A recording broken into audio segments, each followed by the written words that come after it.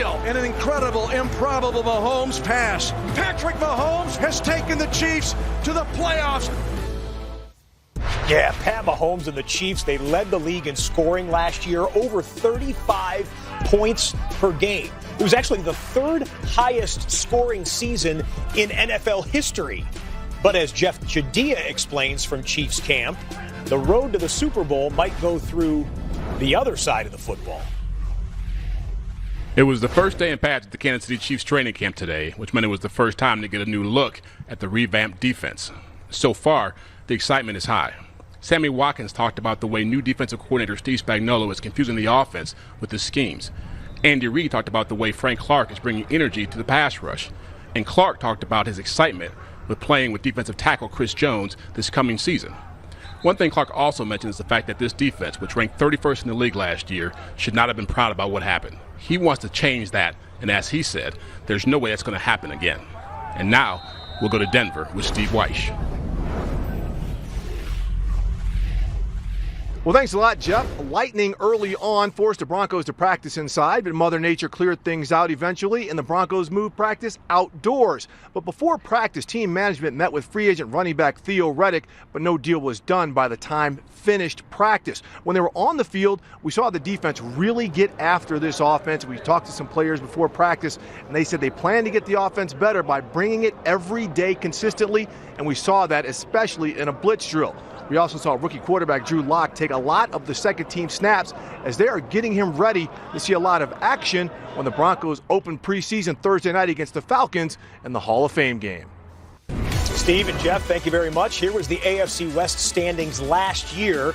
Kansas City wins the division by a tiebreaker over the LA Chargers. Both those teams were 12-4. In fact, if the NFL had straight open seeding, it would have been Chiefs 1, Chargers 2. But, of course, Chargers had to be the wild card under the current format. So we ask you guys, Chiefs are the top dog. In fact, they've won 3 straight AFC West titles. Who's the biggest threat to Kansas City this year? I think it was the same as the biggest threat last year. It's the Los Angeles Chargers. Okay. I mean, they built a top 10 defense last year, and they've only gotten better, so they are the best equipped to slow down because you can't stop Patrick Mahomes. You can only hope to contain him.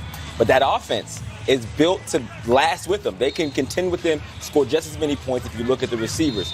Keenan Allen, Mike Williams, Travis Benjamin had some huge catches last year when they split games. The running back, they have the Melvin Gordon situation to figure out, but they are deep at the running back position. Phillip Rivers, Hunter Henry. Can't forget about Hunter Henry. He's a guy that's back, and honestly, he's trending to be one of the top 5 tight ends in the league if he's healthy. Ooh. You played in this division. Is that going to color your response at all? All valid points here. Here it comes. But I'm going to tell you, first of all, this is the toughest division in the league. Really? AFC West is going to be the toughest division. They're going to be very competitive. But I am going with worst to first with the Oakland Raiders. Okay.